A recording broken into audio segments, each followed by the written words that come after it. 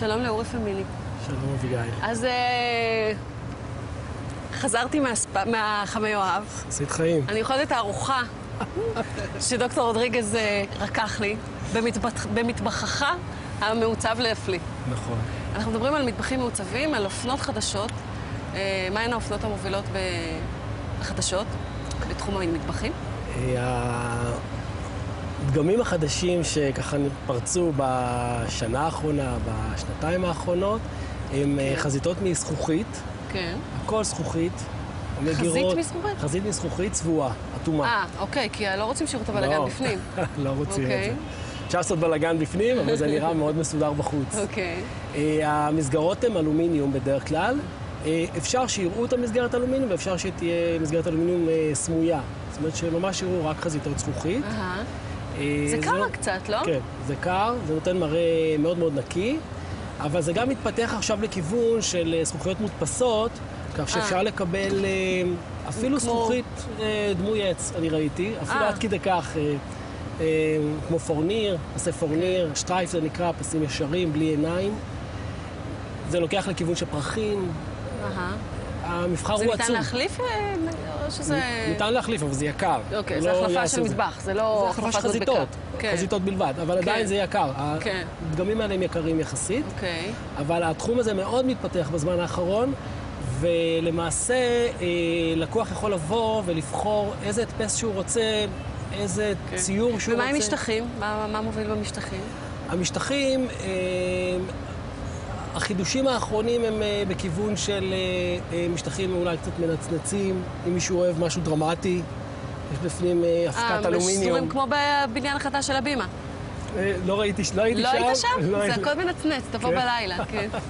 אז מי שרוצה עיצוב דרמטי באמת יכול לקחת את המשטחים בגוון שונה יחסית מהארונות, ואז יש לו עיצוב יותר דרמטי, יכול לקחת, יש היום משטחי גם אבן קיסר, סילסטון, שזה ספרדי, יש קוריאן, יש משטחים שנקראים היימקס.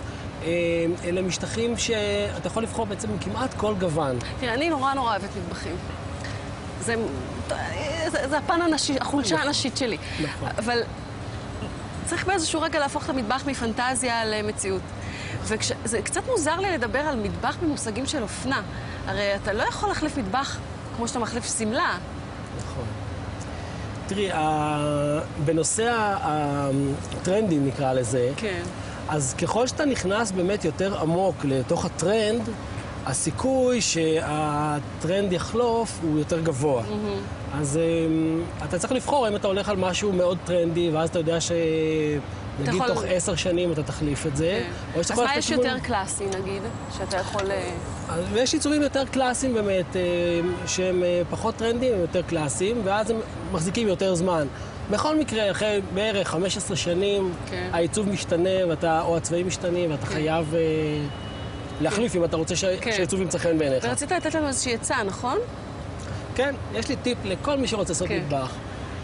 כדאי לו למצוא מקום שמוכר לו את המטבח ומעצב לו את המטבח, שילווה אותו מעבר לעיצוב הארון הנקודתי. זאת אומרת, לא רק את הארונות, אלא ילווה אותו מא' עד ת'. זאת אומרת שיוודא איתו מה הריצוף שלו.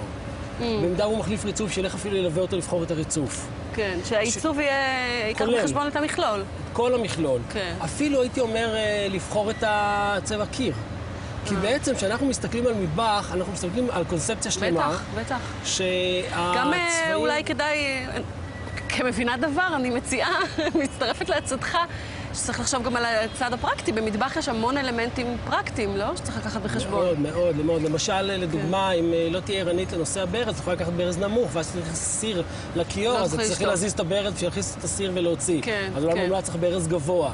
אם את מבשלת הרבה, אולי כדאי שיהיה לה 5 להבות, ולא 4.